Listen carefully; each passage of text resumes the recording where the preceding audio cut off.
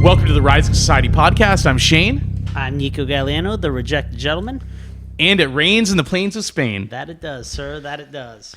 All right, so tonight, there's a lot of shit that's happened since last week. I think we got like 10 different topics that we could talk about for well, sure. And just a shout out, we had a great time with Shannon last week. Yeah, Shannon, if you're watching this, dude, thank you so much for coming out. It was amazing having you on the podcast. And sometime we're going to go live and we're going to have Shannon on.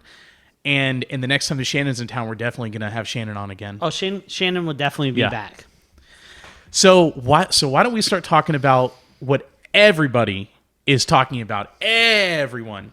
The indictment of Donald Trump. Donald Trump. What is it? 36 counts or something? 36 counts. I think if you add them all together, it's like 136 years worth of prison time. Yeah, he's going to jail for forever. Yeah. And so I'm sure everybody already knows what all the hype is over and what it's about. What they're claiming is that because he paid a porn star, Stormy Daniels, hush money, that's a violation of some like bullshit laws in New York. Yeah. And this district attorney in New York, I think his name is Alan Bragg.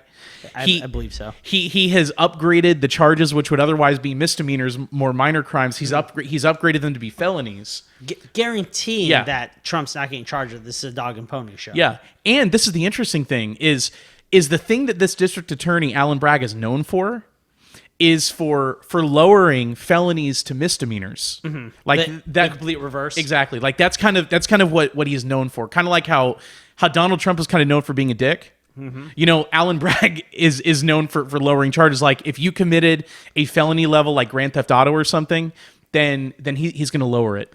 What? You know, he's going to lower it to a misdemeanor. If you stole money, if you committed a crime or something, then you've got like a 53% chance or 54% chance that he's going to lower your felony down to a misdemeanor.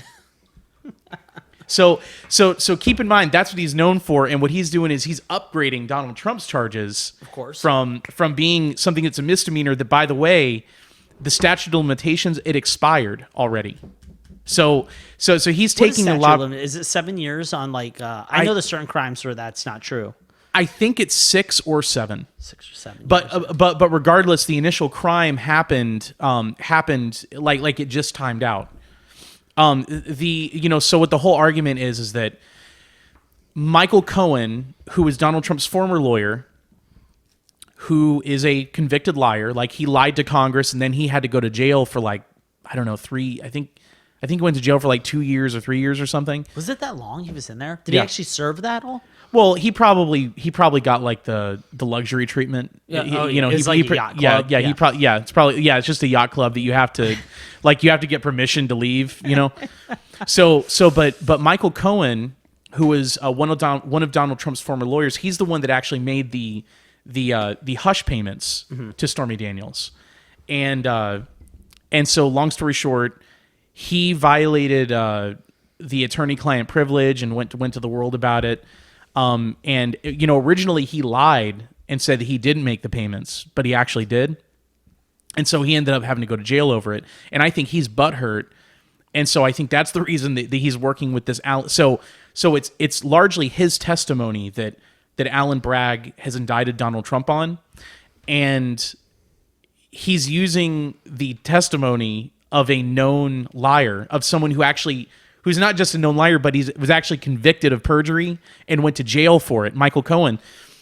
So I think this is Michael Cohen trying to get revenge, and then Alan Bragg, who got elected on saying, I'm going to throw Donald Trump in jail.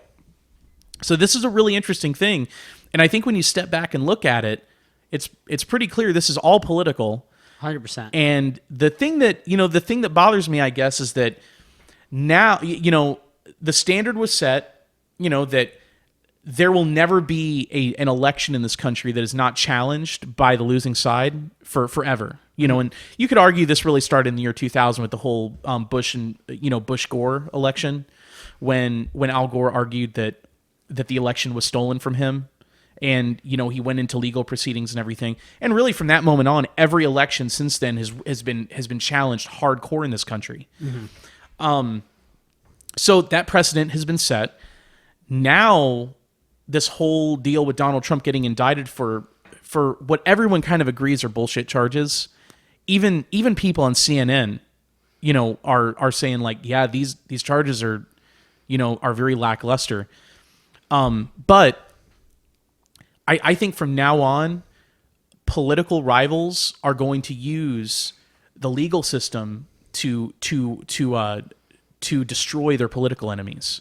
Well, I couldn't agree with you more, and that's what I find actually interesting on this is, I hope I'm not misquoting. I think it was Elon Musk, who I love, by the way. It's like a love-hate relationship. Yeah. I like him because he's like you've coined this. He's like a rogue oligarch, and he just he doesn't have to do it. He wants to do it. You know what I mean? So I believe it was him. I hope it was. I believe he said that right now he doesn't care left, right, in between. He does not care. On Twitter, it's going to be as fair as possible for him. And that the way he perceives things is the left, unfortunately, has weaponized our police force and our legal system. So what I mean by that is... in certain places. Only in certain places. Yeah.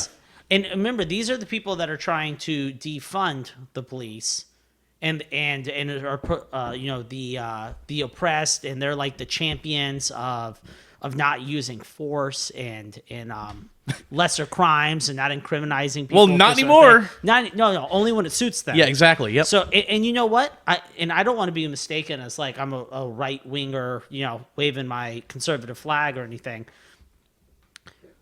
But with that being said, I do have to agree. See, that's the problem being libertarian, is you can see both sides, and they're both just clowns. It's like you have two sides going against each other. This is a dog and pony show.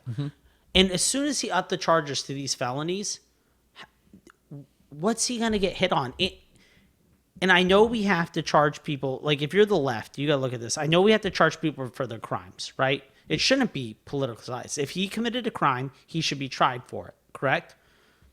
End of story. No politics involved. But if you are the left and you are going to use it as a political thing, why would you take someone whose popularity has plummeted, right? The whole world agrees he's an asshole. You turned him into a martyr. And now he's a martyr. You have a political Jesus Christ figure who already has a base in the Republican Party. He's going to win the rest of the Republicans back because they're going to be like, oh my God, they're bringing this guy through the streets. And he's become that thing. You have your true liberals, like your, who's the guy I kind of like, Bill Maher. You got like your true liberals being like, oh, this is shady as shit, man. This is not good. This is not the party that we should represent. So you're already losing those guys. They're going to vote for, you know what I mean? It's like the whole thing is just a cluster of silliness. Yeah. What are we doing? We got bigger problems. When the two biggest things, I made a post on this on my Instagram, when the two biggest news stories are Donald Trump, right, being charged with these asinine crimes, max, and we're going to try to get him on everything. You're going to get him on nothing now because you can't, there's no double jeopardy. You know what I mean? You're going to charge on 36 different accounts, right? And then our second biggest news story is two, I believe it's college women basketball players taunting each other, and they try to turn it into like race bait. No one even watches women basketball. You know why they're not as paid as much? Because no one watching this or not watching this can name two teams that play in the WNBA. You can't do it. I don't even watch basketball, and I can name 20 teams of men's basketball. When those are our two biggest news stories, and we're neglecting things like, I don't know, China and Russia signing 13, 16 different documents, getting 19 different countries just solidified in it, but they have like another 30 on the back burner that are interested in joining. They're actually going to have their own, it's going to destroy the petrodollar. So yeah. America's going to lose its buy. I don't want to get too off track. I'm just saying, I think there's a lot of, not to get conspiracy theory, but I think there's a lot of watch this hand, why this hand's in our pocket. Oh, completely. That's all I'm saying. Well, and let's get to the Saudi Arabia and China and all the Russia stuff. I didn't mean to force us there. Yeah. No, but the thing I do want to point out is if we're looking at this purely from from a point of view of like a blind justice. What the left are saying is, well, at the end of the day, no matter what the technicalities are, Donald Trump paid hush money to a porn star, and he cheated on his wife. Well, I don't know if you remember Jonathan Edwards. I'm talking about the senator from North Carolina, not the guy that talks to dead people. But I actually don't recall him. No, okay. So Jonathan Edwards ran for president. He ran in the Democrat primary in, I think it was it 2008? Yeah, 2008 he ran in the Democrat primary, and ended up losing to Barack Obama like everyone else. And Edwards was Hillary Clinton's vice presidential candidate. No, I'm sorry. No, yeah. He had some connection to Hillary Clinton somehow, but in 2008 he ran and lost in the Democrat primary, and he was a front runner at one time, a Democrat. Well, while his wife was dying of cancer, he was cheating on her with another woman, and he paid her hush money out of his political campaign. He paid her like $1 million, and similar charges were brought against him, and the court said, you know what, we got to acquit this thing because this just isn't right. This would be politicizing the legal system. We're not going to do this. And the Democrats were all like, yeah, you know what? Yeah, he cheated on his wife. She was dying of cancer. He had a good time, but he paid $1 million of hush money to the woman he was cheating on his dying wife with. So what? Yeah, it wasn't morally right, but what the Democrats would say is, oh, who am I to judge? Yeah. Exactly. and then if you rewind even prior to that, Bill Clinton, I don't even have to say much more than that. Bill Clinton was paying out. Bill and Hillary Clinton were paying out hush money like it was a freaking Golden Corral buffet in rural Mississippi. They were paying out hush money like crazy to everybody. Well, that's what I love about it is that these are such big figures, right? Left or right doesn't matter. You got your Bill Clintons. You got your entrepreneurs that are super hot right now. So your oligarchs over on that side. And then you got your lower tier, like your athletes or movie stars. And the only difference is the only difference between them and us regular folk, I'll use the word regular, is that we don't have to pay hush money to porn stars because we can't afford to meet them in real life. So we just shut our computer when we're done with them. But when you have an image to uphold, okay, like everyone watching this, you've been with the porn star, okay? If you're a guy, you've been with the porn star, you just close your laptop, no one knows, you're in your house, right? These people can actually meet these ladies, right? Do their business, and then they're like, oh, shit, I have an image to uphold. I don't want the rest of the world to know this stuff. So you pay them some money and they go away. And in this case, they ain't go away. There's no difference, right? What are you going to say about the guy? He cheated on his wife? I promise you he's not the first guy to do that. And a lot of these people that have that kind of money, and you have these, what's the stupid term that society just coined? It's the dumbest term, alpha males. When you have your alpha male figures, first of all, there's no such thing as an alpha male. All right? You have men and you have boys. That's the only difference. Every man in the world is capable of being an alpha male. That's the biggest crock of shit I've ever heard in my life. All right? You have some men that are more feminine, some men that are more masculine. There's no such thing as an alpha male. They're trying to subgrade us into different categories. There's no betas, there's no alphas. There's men and there's boys. Unfortunately, we have a lot of 40, 30, 50-year-old boys in the world. All right? That's just the way society's moving. But these men, they have an image. They're larger than life. So they paid hush money. It's no different than the problems we have, but we crucify these people for it. One slip up. Look at the liberal side. Who's that big Hollywood star? He's a big liberal, Robbie Downey Jr. They love that guy. I don't know how he has skated around that Tropic Thunder thing so much, but I know every day he wakes up and shits his pants. Because as soon as they're done with him, they will bring that shit back. That was 20 plus years ago. Why do you think Robert Downey Jr. goes around he goes on like the Today Show and stuff like that, and he's always hawking eating bugs, dude. He goes down to these places and he's like, you want to know what the latest craze is in the snack world? It's crickets. It's crickets. You know, like, and he'll go on there and he'll take a handful of crickets, he'll put them in his mouth and he'll eat them, and then it makes everybody feel uncomfortable. But the thing is, I think that's what's keeping him out of jail and stuff. He's probably whoever or keeping him from getting are, canceled. Yeah, whoever they are on that side, he probably has a contract with them, and they're like, "We'll let you live another day, but you better eat these damn crickets." Yep. Because if you don't, what did they call it? Blackface. Yeah, We're coming for blackface on your ass, and he knows as soon as that happens, he'll get canceled, and the game's over for him. The funny thing is that same movie. Do you remember Ben Stiller? Which I'm pretty sure he's a huge liberal too, right? Oh yeah. Ben Stiller got crucified for playing someone on the spectrum, like someone that's mentally challenged. What, in Zoolander? No, not Zoolander, Man in Tropic Thunder. He was. I never saw that movie, but I've seen the clips. That's where Robert Downey Jr. plays the blackface. Yeah. Well, they're all actors in the movie. Like, they play actors that are playing actors. Well, he played in one of his movies. It's called Simple Jack.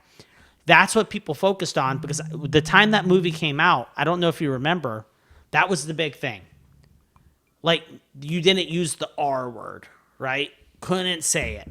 You couldn't talk about anyone with mental deficiency, like anyone that was on the spectrum. Didn't matter. I'm dyslexic. If you made fun of a dyslexic person, they were gonna black bag you at night out of your bed and throw you in a jail cell forever. Well, no one cares anymore about that. We've moved past that. So now it's all the race baiting. And I'm telling you, dude, I think as soon as Robert Downey Jr. stops eating crickets on the Today Show or the morning show, where the hell he's at with his 60-year-old self, his career's done. We're done with Iron Man. He's got nothing left to give us. Yeah.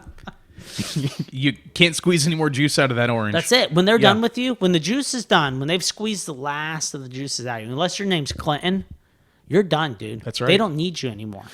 Well, and the Republicans aren't different. Just no case in point. Well, so do you know who Alan Dershowitz is?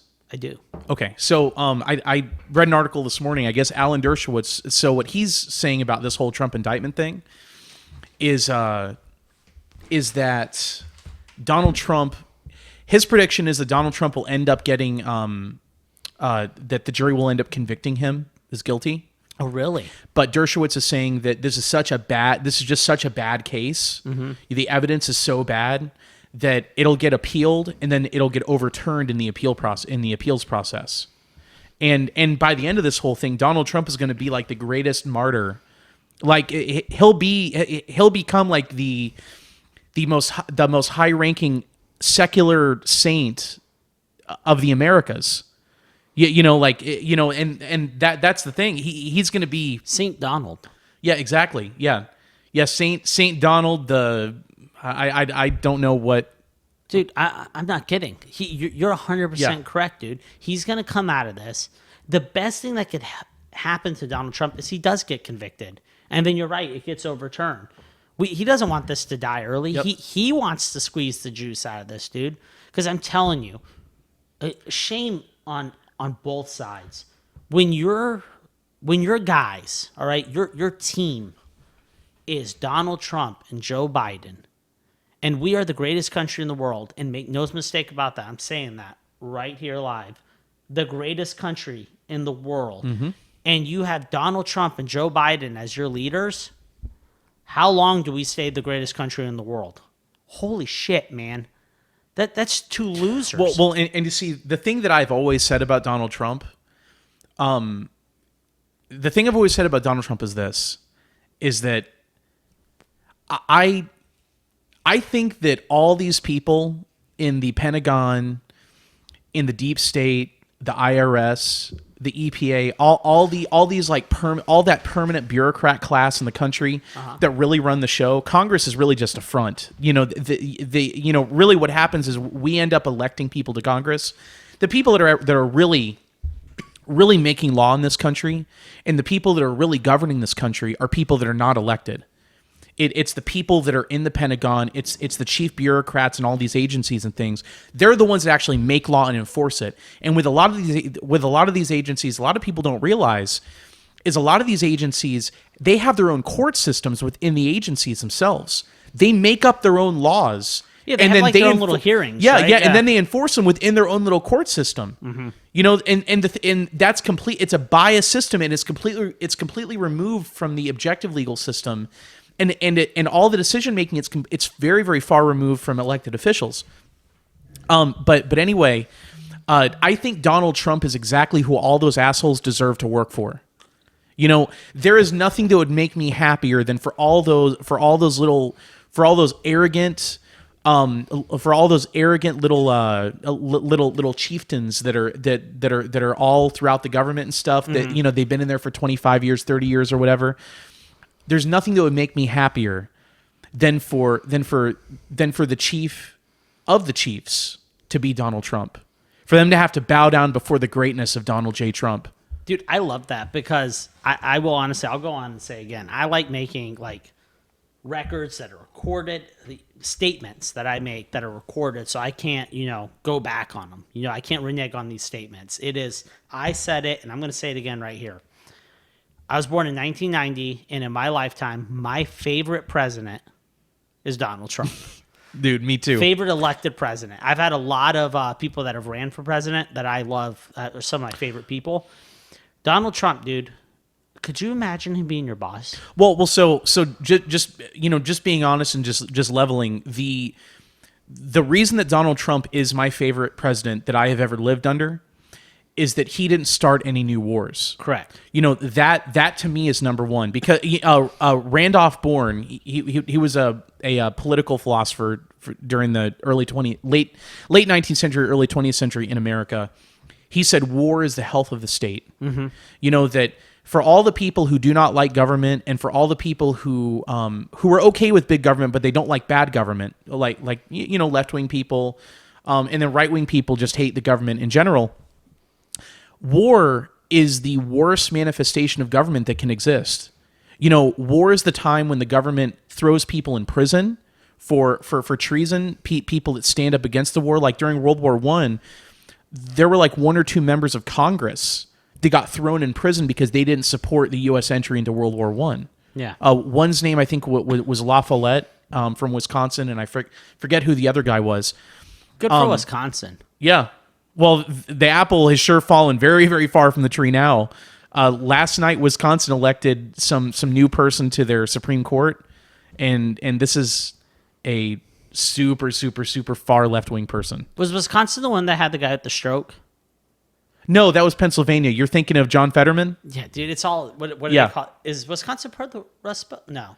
Yeah. Wisconsin's part of the Rust Belt. Belt and it's very rusty. Yeah, dude, those are, all those, to me, those are just northern rednecks. Well, and you know, and this is the thing, I remember the night of the election in Pennsylvania, when it was between Dr. Oz and Fetterman, I was with a couple of friends, and I remember them saying, well, you know, I think Dr. Oz is going to pull this off. And I told them, I said, you're making two big mistakes here. One, you don't realize how bad of a candidate Dr. Oz is. Horrible.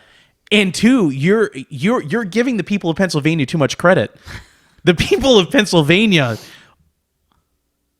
are not very smart. Dude, they elected that guy. Yeah, right? He couldn't even finish a sentence. Dude, this guy, he started off. At the debate between Fetterman and Oz, Fetterman's first words of that debate were, "Good night, everybody." You know, those were his first words of that debate. That's because he knew the debate was already over. Yeah, exactly. He knew he was winning. Yeah, he was like, exactly. "Good night, everybody." He knew that he had already won the debate. Yeah. And he knew that with him having a broken brain, you know? But dude, that's what I'm talking about. Back 2008, this podcast just got canceled. If you said the words broken brain, I'm talking we're done. You know what I mean? Yeah, you're lucky it's 2023 and we are not interested in that anymore. So now this is another thing. So John Fetterman, he's still in the hospital. He stepped down though, right? No, I'm almost positive. No, I thought I read on that he plans to. No, he doesn't plan on it either. They're not sure what will end up happening, but John Fetterman has not stepped down yet. I'm almost positive I read an article he did. But what they keep on saying is, no, John Fetterman, he's better than he's ever been. Things are just fine. Stop worrying. Come back 10 times stronger. Exactly. Yeah, 10 times stronger than he was than he was like when he was 30. Yeah, yeah. You know, like I mean, John, he's coming back. He's coming back better than ever. He's there. He's an alpha male. At the end of the day, the only thing that I think will solve John Fetterman's problems is if they turn him into a cyborg. Oh, like Walt Disney shit. Yeah, exactly. And the thing and look, Chat GPT and all this AI stuff. Just have it run his campaign for him. Well, what they could do is they could create either an animatronic that looks just like him. I mean, at the end of the day, it wouldn't be very hard. All they would have to do is just take one of the animatronics from the Country Bear Jamboree at Disney, and just give it a John Fetterman skin, and you wouldn't really have to do much beyond that. And then in place of its brain, I don't know, you could take like a few pieces of okra or something. You just put them in there, and actually no, you could just put Chat GPT in there. It's not hard at all. Yeah. I derailed this though. You weren't talking about Pennsylvania, man. You're talking about I took us down. Oh, let me say this too about the so I think I told you before we started that there was an election, the election for mayor in Chicago just happened last night, and you know Lori Lightfoot. In fact, Shannon brought this up last week. You know, Lori Lightfoot, she lost re-election. She lost in the primaries in Chicago, and that's why she was no longer mayor. So the people of Chicago, and I do not remember what the candidates' names were, but it really came down to two candidates. One candidate was the law and order candidate. You know, the candidate that was saying we need to clean up the streets. We're gonna straighten out the conservative guy, I imagine. Well, neither one of them were really that conservative. This is Chicago we're talking about. Right. But one of them was like, we're gonna clean up the streets. We got to get the homeless off the streets. We got to start cleaning stuff up. We got a crime problem here. We're like the number one homicide city in the United States or like close to it. We got to start cleaning stuff up. So and that guy lost. Yeah, and then the other one who was saying like, we've got to start like investigating Donald Trump. And that's the winner. Yeah, and also too saying, what are we doing about systemic racism? You know, that's the one that won in Chicago. So all is still normal in Chicago, and Chicago's kind of like the like tarnished gem of the Rust Belt. You know, like it's like the not shining city on a hill. Dude, I've been to Chicago in the Rust Belt, right? And I've never been there, and I'll tell you one thing. I don't ever plan on going there. Dude, I gotta be honest. So, I went to Chicago. I was actually, I don't remember the name of the town. I was actually out in, like, cornfields in the middle of nowhere. And we went to the train station, and we took a train into, like, it dropped us off somewhere. But, yeah, so anyways, we get into Chicago, and, dude, what a shithole. I just gotta be honest. I hope we have no Chicago listeners because there's a lot of people that love it. That busy kind of like, dude. Tampa doesn't hold a candle like that because that's the closest big city I can think of. I would see like people name Orlando, but Orlando to me is just like a big tourist thing. Like we live in Florida. How often do we actually go over to Orlando? Like not much, right? So like a city that I compare to it is like Tampa, dude. It's not even close. Chicago's just. Because, I grew up right outside of L.A. L.A. would definitely be comparable, but not, like, structural. You know what I mean? It's just, like, the wind comes through there, and, like, it cuts you to the bone. It's so cold, and it just smells like piss and vomit. And it's just everyone's, like, I held the door for a lady. Because, we're here in Florida, right? Southern. I held the door for a lady. Dude, she stopped, looked at me, and then just walked through. I was like, oh, you're welcome. Like, dude, like I thought she probably thought I was going to mug her. Like, it is a fast city, and it is just grimy. Well, I'm surprised she didn't try to mug you, She probably did, dude. My wallet was probably gone. I was in a Starbucks, and I will give you $1 if you can guess what was right across the street. I don't know. Another Starbucks. A completely different standalone Starbucks. Well, that doesn't surprise me at all. Corner to corner. Two different, not owned by the same people, Starbucks. Dude, it is. That city is like junked up on caffeine and cocaine. It is. It is a crazy city, dude. I didn't like it. Cool bars. They call the it- museum was nice. They call it Chi Town, right? Dude, Now, what is the deal with the bean? Dude, that big silver bean. Yeah. I have no idea. I didn't get to actually go to the bean. Okay. I went to the museum where they have this big wall thing that has like they'll shoot like pictures on it, and I went to the pier. I went to a bunch of the bars. It was a business meeting. I didn't get to go to the bean. Well, you see, probably the only thing in Chicago that I would ever want to go and see is I've heard that I've heard it's pretty badass on St. Patrick's Day that they dye the river green and that they have a massive St. Patrick's Day parade and everything. That is something that I would like to see, but that's something I'd like to fly in that morning, see it, and then like fly out immediately after the parade. Dude, yeah, it's wild. I don't know. Not a fan. That's what I'm going to say.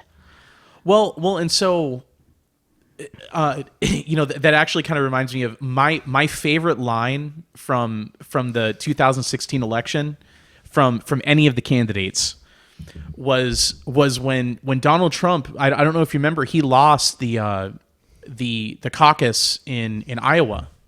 I think it was. I don't remember who ended up winning it, but it wasn't Donald Trump. And when Donald Trump was asked about it, they asked him. They were like, "Well, what does this mean for your campaign, and how do you explain losing that?" Because Donald Trump, according to the polls, was supposed to win it.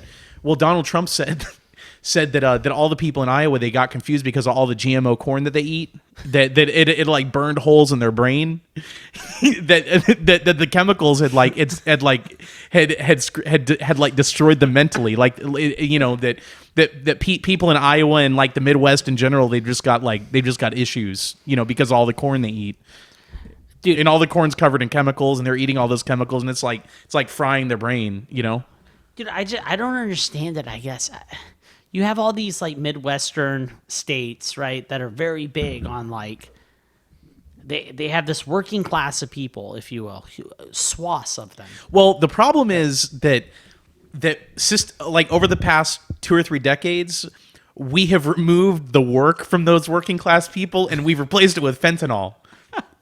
So the thing is, it's not this like this Americano where you have these guys going and working at factories where they're building like jet engines. They all stop at the gas station in the morning, get their coffee. They all meet up at 6 a.m. Yeah, they meet up. They Bust go to some work. balls, yeah. And at the end of the day, they're like, "Wow, I put in a good solid day of work. We turned out 1,000 tractors today." No. What we have done is we have removed we've removed that part of their lives, and we've replaced it with fentanyl. I mean, just let's let it play out a couple more years, see what happens. I guess could be the winning strategy, man. So I think what may end up happening in the Midwest, and this is not what I'm wishing, I'm just saying this is what may end up happening in the Midwest, is I think it'll start to look a lot more like those Eastern European countries. Oh yeah, where like it's literally it's just borders, and then everybody in that country, they all hate each other. A lot like the Middle Eastern countries, where it's just the border, and they all hate each other, and they're all at war with one another. Like nobody's got shit going on. Nobody's got a job. The 20% of the population does have a job. They all work at the same 3 factories. Yeah, well, and the thing is, like, it's you've got a whole bunch of people that are just like fighting and on drugs and stuff, and then you've got a few people that are equivalent to like Arab sheikhs, where they own like the Walton family or something. Like, Arkansas, I think is kind of similar. Like you've got the Waltons that are like that are billionaires that are worth more than like the bottom third of Americans or something. Oh yeah, and then the rest of Arkansas is like the exact opposite. Just a shithole. Yeah. Yeah. Do you think like in those states, like the Koch brothers live in Kansas, I think. Yeah, they all buy like huge swaths. And Warren Buffett lives in Nebraska. Dude, like Montana, you have these. You've got these this tiny little super wealthy elite, and then everybody else are pouring like on the drugs. barons of that land. They buy swaths of land. So when I say swaths of land, I don't mean like man, look at his 100-acre ranch. Oh, it's like thousands. All right, so let's move on to talking about. Let's bounce back to the indictment for a moment, and then we'll move on because I really want to talk about about BRICS and about Saudi Arabia, China, and Russia and everything. Yeah. The one thing I wanted to point out is I think it's really interesting that as far as Donald Trump goes, they're pursuing this shady gray area thing where they're upgrading a misdemeanor to a felony, and they're talking about like a porn star payoff and everything. When we have presidents that have legitimately committed war crimes, and that stuff no one wants to prosecute because the thing is, if you prosecute one president for a war crime, you have to prosecute them all. And the thing is, we don't even have to talk about George W. Bush because I think most everybody agrees that George W. Bush was a war criminal. I don't really think any, and if you're somebody who doesn't believe that George W. Bush is a war criminal, I don't really think there's any help for you. But if we talk about like Barack Obama, for instance, just one particular example, in 2010, he ordered the murder of an American citizen who had never been indicted for any crime. No crime at all. The guy's name was, in fact, I wrote it down. The guy's name was Anwar al-Awlaki. And that's 100% correct pronunciation. I'm sure of it. Oh yeah. I sounded like a native whatever language that name is in. But anyway, he ordered the murder, and that guy was a U.S. citizen, and he happened to be in Yemen, and if I don't remember why he was in Yemen, it was for some family thing, and Obama ordered his murder in like midway during the year 2010, and then there was a drone strike that killed this U.S. citizen in September of 2011. Even the ACLU and a bunch of other organizations that are supposed to defend civil liberty, or in this case were defending civil liberty, came back and said this was a war crime committed by the sitting U.S. president against a U.S. citizen. Why did he want him dead? I think he said that he was that this guy was affiliated with people that were deemed to be terrorists by the U.S. government. Is that the real reason they want him dead? Like they actually believe that? Yeah. Okay. Yeah, like that he was like a collaborator or something. But keep in mind, he had never been indicted with a crime, and there is not one crime that the president, that Barack Obama was able to point to say, I want him dead because of this. He just said, I want him dead. Probably because he was an associate or something, or it could have been like mob style where maybe like a family member of his was like a member of Al Qaeda or something. So if they can't go after you, they go after your family. That's what But so I wanted to point that out, and then there was another case where Barack Obama he drone struck. I think this one was in Syria, where he drone struck a wedding so that he could kill a terrorist, and he killed a terrorist, but he killed like the whole wedding party. Yeah, I remember that. Yeah, and people at the wedding that were killed were U.S. citizens.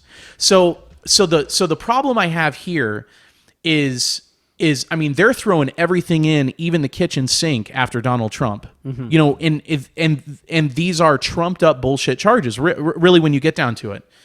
And but at the same time, you've got presidents, you've got people like, like George Bush and Dick Cheney were kidnapping people from around the world and then putting them in these camps in Ukraine, these CIA camps in Ukraine, in Romania, in Thailand, and then in Guantanamo Bay in Cuba, and they were torturing them with waterboarding and electrocuting their nuts and stuff like that. Well, the Guantanamo Bay one was huge. Yes. That was big. Wasn't it Obama's administration that kind of...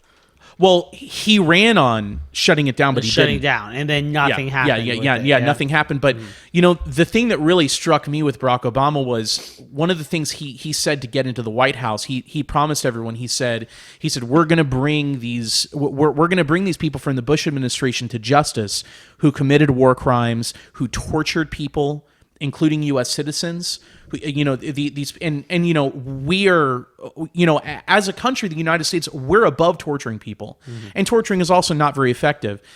If you were to torture somebody until they admitted that they're the Queen of England, then guess what? They're going to eventually admit that they're the Queen of England to get you to stop torturing them. Yeah. It's not effective.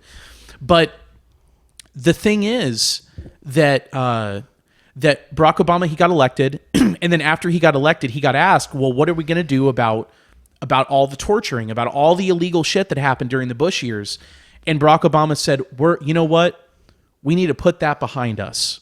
Because you know what? That's not who we are. We're not going to go back and start prosecuting the so-called crimes of a previous administration. We're going to move on, and we're going to set a good example. And then he killed that Anwar Awlaki guy. Well, that's hell of an example, right? Yeah. I mean, that's what we need. Oh, and he blew up a wedding, too. I mean... And just for the record, I do think that the exception to the U.S. being above torturing, I think the CIA would probably disagree with you a little bit when they're doing their stuff around the world. But you're right, it's not effective. So they kind of learned from your rift on the mob that if you just torture their families, it's a lot more effective. You don't actually torture the individual indirectly, but if you torture their family, then they'll start telling you the truth. But you know what? So what I think the difference is between the mob and the CIA is at least one's fictional and one's real. No, because both are real.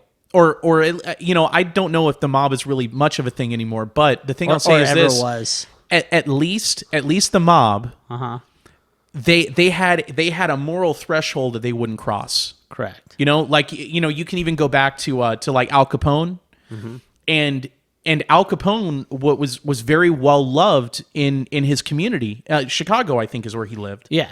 And which we just talked about, what a shithole. Yeah.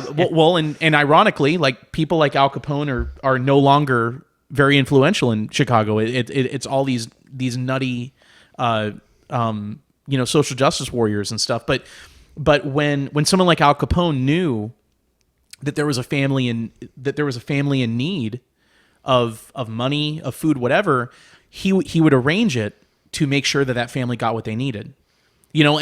And that is, that's the side of the mob that no one ever talks about it. But this is the thing. On the same token, if we were to look at the CIA and what they do, they don't have a moral threshold. No, they do not. They will attach jumper cables to your nuts and electrocute you, and then they'll drone kill your family at a wedding. Dude, forget going down to the specific individual.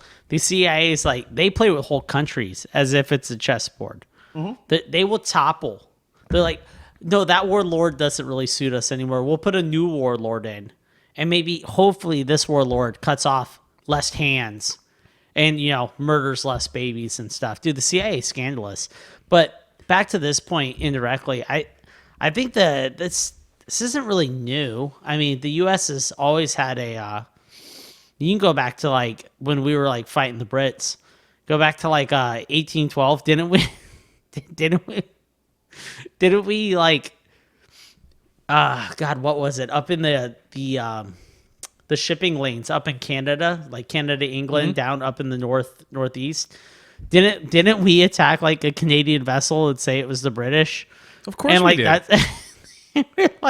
It's well documented. I can't remember the name. I shouldn't cite it if I can't say it. But you know what I'm talking about. There was Canadian vessels that are attacking. We're damn England. This is nothing new for America. I mean, well, I don't know. We have a long history of doing whatever we want. So, but you know what, man? The British would have done the same thing if they had the chance. Yeah, because you know what the thing is, America just didn't suddenly come into having an asshole side of our nature. We got it directly from the motherland, from Great Britain. Oh yeah, oh yes. Yeah, 100%. Yeah, no, that's our English quality showing. Oh yeah, definitely. Because you see how they're loved around the world. The English, whole world loves them. Yeah, they don't have any past crimes. That's what I love about the English. They look at America, and we're so young compared to the English, right? We got what's America got? 500 years. Oh, What? you're talking about like the American Republic? No, not the Republic. America as a whole.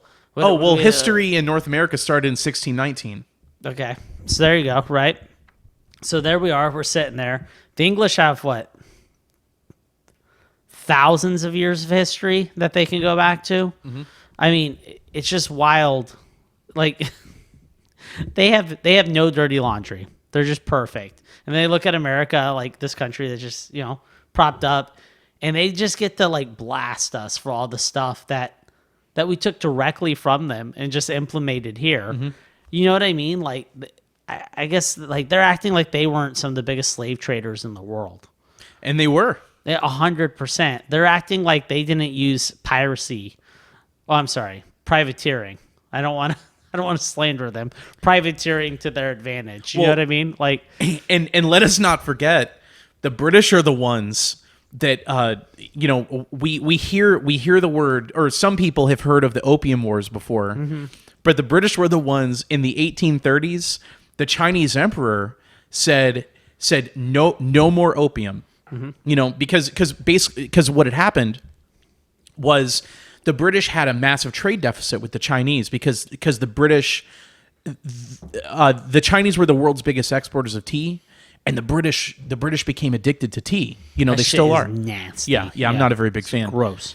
So the British got addicted to tea, mm-hmm. and the Chinese said the only thing we want is silver. So the British, they were trading silver for tea.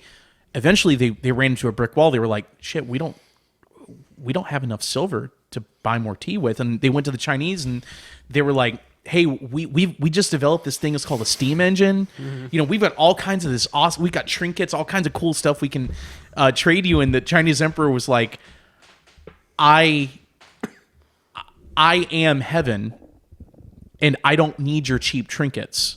I want silver. Nice. That's the only thing I want. The emperor was like, your little cheap little steam engine thing, I don't like it. I like to stare at silver. Dude, they taught history class like this, man. Kids would they'd be like, I can follow that. Exactly. That was pretty simple, man. And so the British were like, well, what are we gonna do? And so the British had just stolen India like a few years before that, and the only thing India had to export was opium. And it's funny. So the markup on opium it's always been insane, but it was insane back then. They had it was like a 50 times markup where the British would get I think it was like a 100-pound ball of opium, which they would refine it down to like a giant black ball. They would buy it for essentially like $2, and then they would hustle it to the Chinese for like $100. I thought the Chinese were the ones that were exporting opium. You just no tea. Tea. I'm sorry. Yeah. I'm sorry. I apologize. But the British had just stolen India, so now they can trade the drugs for the leaves. Yeah, exactly. And so, yeah. But the problem is, so the Chinese had always liked smoking opium, but it was never a huge thing. It was something they might do on special occasions or something. But the British were like, we have a shitload of opium here, and we don't want to keep trading silver because we can't get it. We can't get a hold of any more of it. And the Chinese, and so the emperor was like, yeah, we'll take a little bit of opium, but just a little. Well, the British were like, okay, we can really ramp this baby up.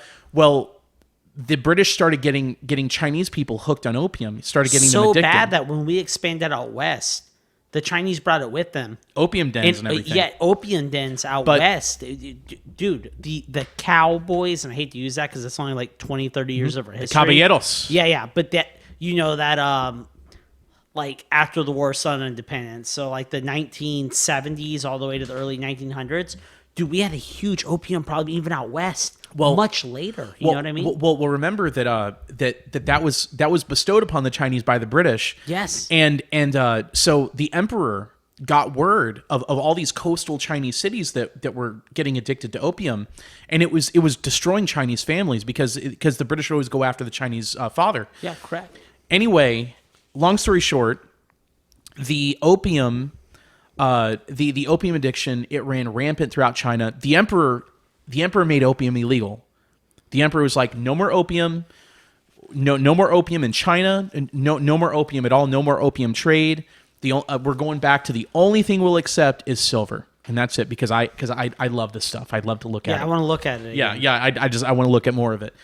And the British were like, okay, he's clamping down on free trade. So we need to liberate China. So That makes sense. Yeah. So what the British did was they sent a whole bunch of warships to China. They rolled into Shanghai Harbor. They landed a bunch of troops. They sent the troops up they found the emperor. They held him at gunpoint, and they made him sign a document stating that opium was forever legal in China, and that the emperor would even encourage it. Too. Yeah. And so the Chinese viewed that. They called it the century of humiliation that ensued. This was like in the 1830s, all the way up to the 1930s. The Chinese look back at that time period. They call it the century of humiliation, where the British got Hong Kong to be able to traffic drugs into China from. The British got concessions in Shanghai. They got concessions all over China, and then the rest of Europe started like carving out coastal territory from the Chinese. But anyway, it utterly destroyed China. It really did. It absolutely destroyed the country. And that's a legacy of the British Empire, and that's the reason that the Chinese ended up bringing opium with them to the West whenever they were building railroads and stuff. So the beautiful thing is you replace the word China, right, with Colombia, and then you replace the British or English Empire with the word the Americans or American Empire. There's literally no difference on what we did with the cocaine trades, but just much later. It's almost like the same story just repeated itself, and we definitely learned that from the English, from our mom. Yeah, we learned that from our mom. Exactly. Yep. And it's appropriate. I think it's appropriate on a world stage. We can all agree that England would be a woman, described that as a feminine country. It's always that's the motherland, if you will. It's exactly. The English Empire. So yeah, dude, I agree with you 100%. So do you want to talk about BRICS? Oh yeah, 100% want to talk about it. All right. So first of all, BRICS is an acronym for an international organization, and BRICS stands for the original founding members, which were Brazil, Russia, India, China, and South Africa. So, and all of those countries are industrial are countries that are either industrial or industrializing, and they're also countries that have vast natural resources, like places like Russia and Brazil export a lot of raw materials to the rest of the world: coal, oil, wheat, stuff like that. Fertilizer, right? Yeah, fertilizer. South Africa exports a lot of metals, a lot of gold, and then a lot of the stuff for like the Green Revolution. For the what? The Green Revolution. Yeah. Yep. So it's really interesting, and I think you alluded to this kind of earlier, that while all this indictment stuff is happening, all this like bullshit, all this distraction. Like actual real stuff is happening that's going to impact our daily lives, where these countries are moving more in the direction of settling their trades in currencies other than the dollar, like settling. I think it's France and China. I think settled a payment in the Chinese currency instead of dollars, which would normally happen. The yen? The renminbi is the Chinese currency. It's called the renminbi. Is it? Mm-hmm. Some people call it yen, but the official name of the currency in Japan is yen. Oh, is it? Okay. Yep. Okay. And then, that's what I was thinking. Yep. And then the official name of the Chinese currency is renminbi. Okay. Nice. No, and so when we talked about that, right? So that's obviously happened. They're going away from the petrodollar. All that really does is it just takes a little bit of a little bite power out of, like we can't sanction people that we don't like or that they don't do what we say. So that really leaves America's always had two options, right? We're going to come in and we're going to tell you, hey, don't do that. We don't like that. And they're going to be like, we don't care. And they're like, okay, well, we're going to sanction you. And since everyone pays in the petrodollar, you're screwed now, right? And they're like, okay, sorry, we messed up. Well, now they can tell us to pound sand, right? There's not much we can do about it. But that just leaves one option, and it's an option we've always been pretty good at.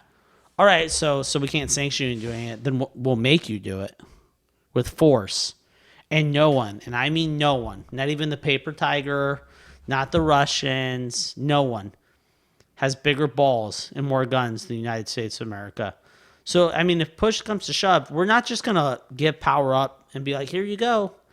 Well, I mean, we're not afraid to use force. I think we've proven that before.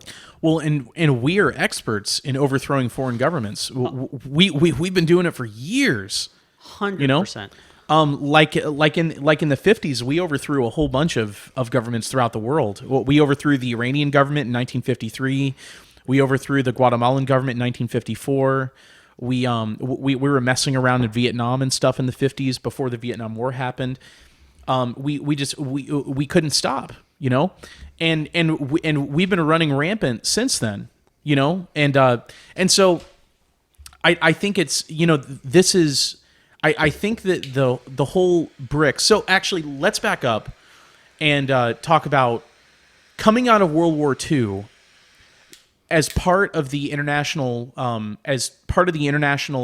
peace deal that transitioned the world from being pretty much everybody at war in World War II into the era of peace. Everybody agreed mainly because the United States was the only industrial country that hadn't been blown up, or whose industry hadn't been fully blown up. In fact, the U.S. had really industrialized big time. The U.S. was in a position, a very powerful spot in the world, where we were able to say, as a part of the terms of peace, we want all international trade to be settled in dollars, where kind of like the savings of countries would be kept in the currency of the United States in dollars. And what that gave the United States the ability to do was go around the world, and we could print dollars and give them to whoever we wanted, to our friends, and we could deny dollars to our enemies. Mm-hmm. And what that did for U.S. companies was it allowed U.S. companies to be able to use our native currency to go and buy resources around the world. You know, it almost gave Americans the ability to print gold. You know, or you know, which is a privilege that no one else in the world had. And really, you can go back and look at history. That's kind of like, if you want to look at what makes an empire, it's usually that their currency is used as what I'm describing as the world reserve currency, where every country around the world universally accepts their money as kind of like their default way of settling trade with other countries. Mm-hmm. It's the universal currency, really. You know, and so the American empire, it's reigned supreme ever since then. And now we're seeing the coming apart of that. Yeah. And I'd say that this is blowback against the United States misusing that privilege that we've had for all these years. Well, we were horrible shepherds of the world's economy. And there are a lot of very upset people in the world. There are a lot of very upset countries. That's the reason that, you know, BRICS was formed in, like, I don't know, 2007 or 2008 originally. So this is not a new thing. But the order that these countries want is one where there won't be any one country that can just say, I'm going to cut this country and this country and this country off from the rest of the world. Nor should there be, right? I mean, at the end of the day. Yeah. And now, you know, the thing is, it would be, now, you know, the United States, we are traditionally, us, along with Britain, we're traditionally what you would call a sea power, mm-hmm. where it's in our interest for the oceans to be open to everyone, mm-hmm. to be open for trade. So the thing I'd argue is that the rest of the world has benefited a great deal from the United States having control of the world currency, because what it has done is it's opened up the lanes of trade in a way that they had never been open before. So what it did was it opened things up so that countries, and I'm talking in a very idealistic way here, it doesn't always translate this way, but what it did was it opened up a country like, let's say some Southeast Asian country, let's say that the main resource that they had was coal. Yeah. But then they didn't have they couldn't grow wheat there, and let's say they couldn't grow a lot of other food stuff, but let's say that they could mine for nickel and they could mine for coal and they could mine for a lot of other kind of things. What it opened things up for was for a country like that to trade, to open themselves up to trade around the world. They could say, we will sell all of our coal and stuff for dollars, and then we'll buy the wheat and stuff that we need on the world market. Yeah. No, 100%. I agree with you. So and the only reason I say that is that it kind of leveled stuff off in a way that we had never really seen in world history, where a country like Thailand, in order to get what they needed, they didn't have to go and fight a war for it. What they could do is just sell what they had to offer to the rest of the world for money, for dollars, and then buy on the world market with dollars what they needed. But let me ask. So what I just described is the best case scenario. That's the kind of like this American system working, operating on all cylinders in the best possible way. That's not the way it's always operated, but I'm just painting a picture of kind of the benefits of it. Yeah. But with us being able to, especially with, digital currencies becoming so popular, right? Mm-hmm. And you have us being able to convert into, let's say it, because I do think governments are going to get some kind of cryptocurrency of their own. Each government's going to have it. And with money being able to transfer so fast, right? We're talking, it's almost instant. You can convert from dollars to whatever the currency is that the bank's using, transition over right into their currency. With that happening, it's not necessarily a bad thing for regional powers to be like the supreme currency in that region, right? So let's say they're using on the Eastern Hemisphere, they're using the Chinese. You said, what was it? Renminbi. I keep wanting to call it the yen, dude. I just can't get it out of my head. You can call it the yen. Okay. I don't yeah, care. no, I want to get this correct, because people watching. And then over here, you have the petrodollar. Is it necessarily a bad thing? Because we're going to be able to convert, or euros. Or euros. Yeah. Euros, in Europe, and then maybe South America. I know Brazil, obviously the biggest economy, is part of the BRICs, right? I would imagine Brazil has the biggest economy in South America. Oh, definitely. Yeah. By far, right? In fact, it's one of the biggest economies in the world. Yeah. So I'd imagine, is it necessarily bad for regional powers to have?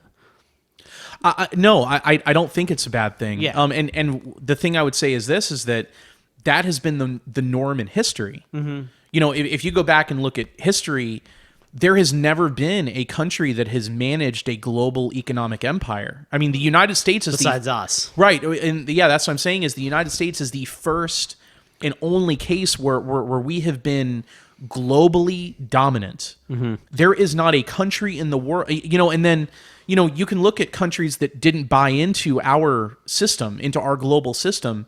A country like North Korea is a great example. And then Cuba is another great example.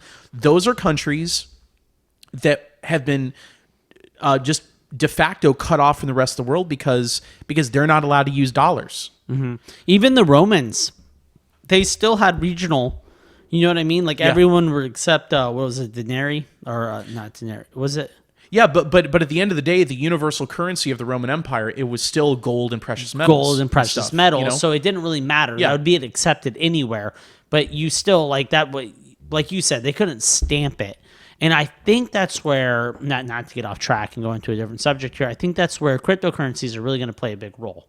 Because I think it's going to be such a fast conversion that I don't know if any one currency is going to be cemented. You know what I mean? Because at the end of the day, dollars are just pieces of paper that represent ones and zeros. Well, so the thing I'll say about crypto, I agree with you in one sense that cryptocurrencies, I think it's the smart contracts and stuff like that that's going to be the real benefit. 100%. So I think the fundamental problem with the whole American system is that it's based on fiat money. Mm-hmm. It's based on just paper money, like you just said.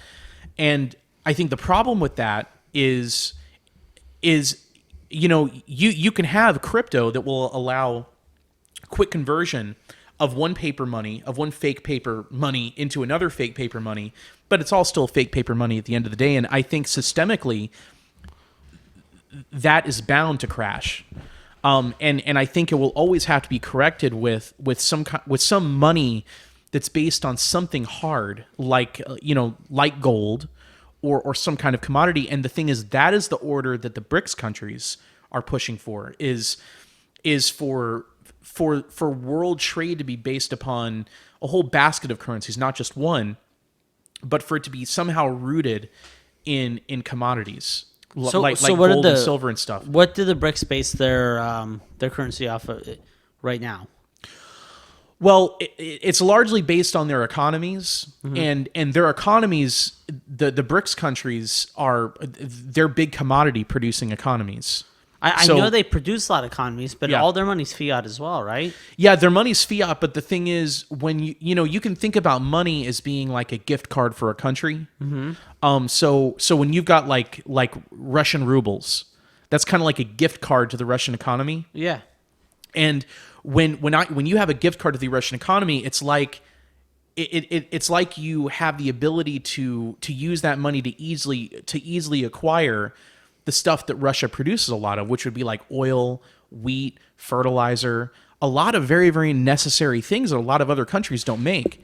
As opposed to, let's say that you have a bunch of money for Nicaragua. That would be like having a gift card to a rundown Dollar General. But having a gift card to Russia is like having a gift card to Walmart. Who would be the Outback of the world? Because that's the gift card everyone gets that no one wants. Oh, that everyone gets that no one wants. Well, listen, for the record, if you have an unwanted Outback gift card, I'll take it immediately. Dude, everyone gives Outback gift cards, and I don't know anyone that's like, yes, I scored big here. This is a side note, but Outback fries and beef tallow, they do not fry in seed oils. Okay, no one cares. So horrible restaurant. No, Outback is fantastic. Trash. So if I had to pick one, I'd probably say Australia. would be the Outback equivalent. This is so appropriate. Okay, makes sense. Should have saw that one coming. No, I agree with you 100%. So let me ask you a question. So when it comes to, obviously, like you said, I think that simplifies it. They're like gift cards to the economy in Europe, right? In America too, right? How do broke-ass economy countries keep lending money to other broke-ass economy countries? Like in Europe, right? You got England, France, I would say Germany, right? Well, since we blew up their pipeline, I'd take Germany off. Okay. Yeah. You can just down.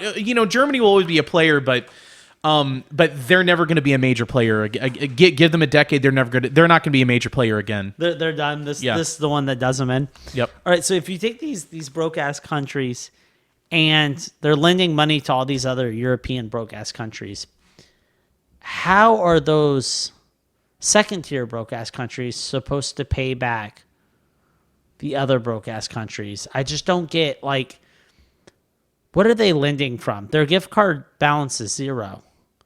But they're lending to these other countries, and their gift card balance is negative.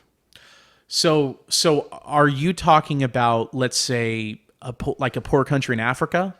I'm talking other about European countries. Okay. So let's take like Ireland, Greece, Italy. I'm talking, these countries are, they're broke. And they're lending money to them, but the countries that are lending money to them are broke. Well, this is something you've got to think about, though. So you're talking about euros in the case of Europe. I am. So you've got to remember that the euro is universally accepted, or it is accepted in a lot of the world. The reason I asked you about Africa is a lot of Africa is kind of bound. They're kind of bound up to the whole euro system, and that's because of France. A lot of people don't realize this, especially Northwest Africa, super bound. Oh yeah. Well, and the thing a lot of people don't realize is that France has one of the biggest militaries in the world and one of the most capable. And the reason is that France no longer has any colonies in Africa outright. But what the French do is they require a lot of these Northwest African countries to have their currencies pegged to specifically like French euros. And what that does, it artificially props up the French economy, because because the French are able to take a resource producing part of the world, which is Northwest Africa, and they're able to kind of put that under their umbrella. Their gift card. Yeah. So that's a bigger basket of goods that you get access to with the euro. And then the United States, the entire world is the store for the dollar gift card, at least for now. Well, I mean, they're but not quite. Those sands are changing. But the whole reason I said that France had the reason that France has such a big military is that whenever the Northwest African countries start saying, you know what, we'd be a lot wealthier if we weren't trading around this French paper anymore. If we took ownership over our own currency and we were able to represent ourselves on the world market and stuff, and whenever they start talking like that, the French roll their military out down there and they start laying people out. Yeah, because that's not an option. Right, exactly. No, that's a big no-no. Right. Yeah. So the way that the U.S. is to the rest of the world, the French are to North Africa. And there's a couple countries that do that to their not so strong neighbors. I mean, it's not just the French. Yeah. There's a lot of countries that. Well, like Morocco is that way to I forget what the country is, just south of Morocco. And China's like that to a lot of those little countries that are around there. You know what I mean? Yeah, but that's the natural pecking order. Yeah, that's kind of the natural pecking order of things. It's just like throughout history, at least like Eastern Ukraine has always been that for Russia. And a lot of those Baltic countries, like the Lithuanians and the Estonians and stuff, that make NATO a very, very dangerous defense pact to be in. That's usually Russia's backdoor. Yeah. That's usually Russia's playing ground. Same thing with Finland. Traditionally was part of the Russian Empire. Well, dude, so much of that was part of the Russian Empire, though. And the thing is, like St. Petersburg, which historically was the capital of Russia, it's Moscow now. But St. Petersburg is in the Gulf of Finland. Like it's surrounded by Finland. Yeah. And that's so the thing is, when you end up when America loses its grip on the world, which it is, it's in the process of losing its grip on the world right now. It's going to be these regional powers that assert themselves over what they deem to be their sphere of influence. Yeah, it's going to be the Chinese asserting their dominion over the Southeast Asia and the Western Pacific Islands, and I say Western from our point of view, like the Philippines and stuff. And then you've got the Baltic countries and Ukraine and stuff for Russia, and then you've got just those poor people in North Africa, man. They can't escape the frickin' French. But then for the United States, our natural sphere of influence is Central America and South America. We have always dominated Central and South America. Yeah, those are our children. Yes, since the Monroe Doctrine. Yeah, like what we learned from Europe, Central and South America will learn from us. You know what I mean? It's just a natural order of things. Yeah. It's just a progression. So yeah, no, I like it. So what do you think about like the next decade? Do you think that, I guess, how much do you think things will unravel over the next decade? Do you think the American empire will fully pass away and entirely give way to like a regional order in the world, like called a multipolar order, or do you think it'll unravel like halfway, or do you think it'll unravel like 25% of the way within the next 10 years? Mm-hmm. So like 2033. Yeah. I do not think that the erosion will be far enough along that America's not still considered the world superpower. I don't believe so. No. Like to what degree do you think the United States will say, you know what? We don't have the ability to project our power into Asia like we used to, but we're going to double down on Europe because Europe is ours. Do you think that'll happen, or do you think the U.S. is going to keep trying to project power at all places at all times? And because I think that'll be the undoing of the United States influence, and I think the sooner we realize where we are not only where we are located in the world, but also kind of where we are militarily and economically, and where the rest of the world is. I think the sooner we come to grips with that, the sooner we can start making decisions about what places are essential to our interests and what places are not. So, yes, 100%. Let me answer your question. I do think that we're going to have a lot less influence in Asia.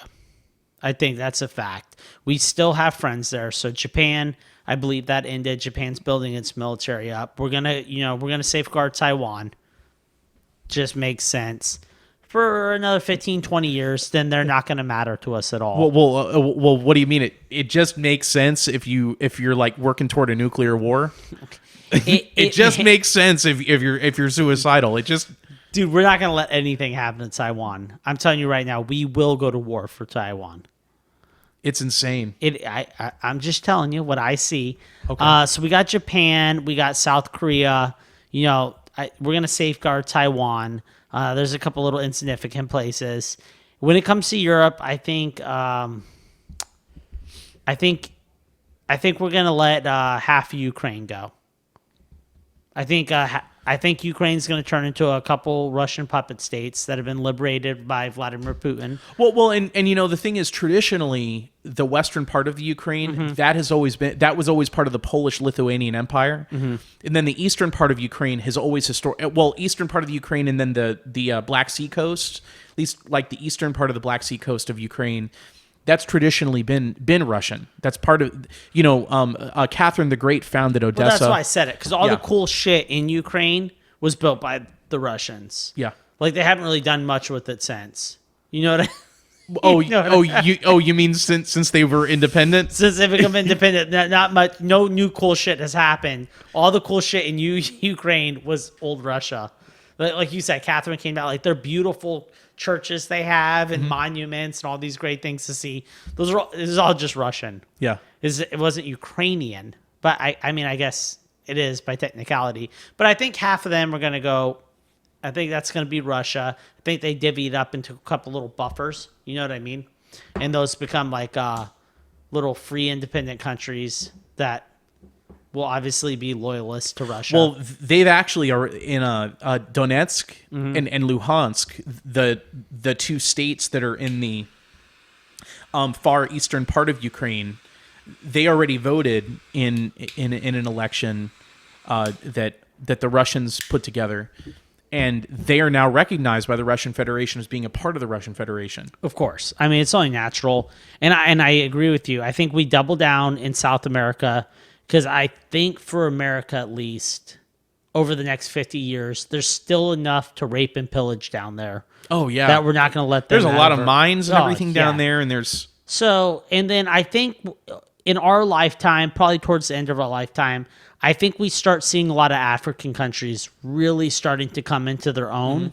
Because I think you're going to have such an influx of money coming from these power regions. So you're going to have, you're going to have the West just dumping money into it. You're going to have the, China and Asia. I think there's going to be a war like there was, but I think on this time there's going to be a war for Africa. And I think countries are going to start not coming in like militaristically, but like building corporations there.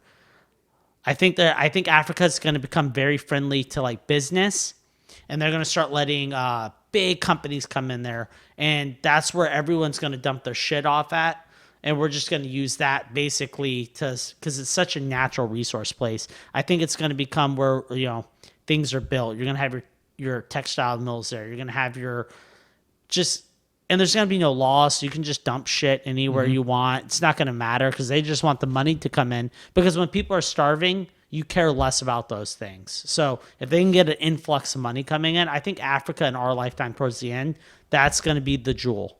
Well, and it's funny because the Chinese will go into Africa, and they'll offer to build an airport. They'll offer to build a port. They'll offer to build all kinds. They'll offer to build buildings and everything. Yeah, we're already doing it. Warehouses I'm and talking stuff on a massive level. But the United States, we always attach strings to everything. You course. know, we always say, "Oh, we'll give you a bunch of dollars and we'll help you build stuff as long as you allow drag queens to touch your kids." Yeah. You know, and stuff like that. And I think and you know, a lot of these African countries, like one of the parliament members in Uganda. We talked about this. Yes. Did we talk about that last week? Yes. No, Yeah. it was 2 weeks ago. I Okay. think. Yeah. One of the parliament members in Uganda was like, you know, the Chinese come here and the Russians too. They don't attach strings to it. They just say, let's make a deal. You know, this is how we're going to benefit, and this is how you'll benefit. Yeah. Are you okay We with agree. that? Handshake. Yeah. And Yeah. then they agree to it. They sign some papers or whatever, and then they do it. And then for us, we go in there and we're like, we want control of your election. Your moral compass is now our moral. Yep. I'm sorry. Our moral compass is now yours. your Yep. moral compass. Yeah. Yeah. And we, you know, a lot of these African countries, they're not cool with like, they're not okay with gay marriage. A lot of these African countries are not okay with like, you know, there's an organization in the United States called NAMBLA, the National Man-Boy Love Association. You know, that kind of stuff. These African countries are still very, very, very adamantly religious and moral. They're Christian and they're Muslim. You know, like, you know, men having intercourse with young boys still they still view that and they say that's not good. That's not. What did you say the organization was called? What? What is it called? It's NAMBLA. It's the National Man-Boy Love Association. That's not a real thing, is it? It is, and I'll tell you, Nico, there's only one city in the U.S. that they would ever be based in, and that's San Francisco. That's not a real thing. Yes, it is. It's It's NAMBLA. It's NMBLA. It's an acronym, it's an acronym. It's National Man-Boy Love Association, and they are from San Francisco, and yes, they have always endorsed Nancy Pelosi, always. You know what? I'm not even shocked. I'm going to chuckle that one off. Yeah, but you see Americans look at the National Man-Boy Love Association and we say that is so sophisticated and it's so progressive. You know, and the Africans look at that and they say that is disgusting. That's weird. Yeah. Well, yeah, they wouldn't only say that's weird, they would say that's primitive, it's disgusting, they would say that's satanic. You know, and the NAMBLA?